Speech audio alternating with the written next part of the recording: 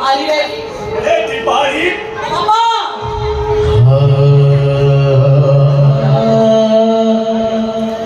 বাবা রোজা করবো মারে আমার বউ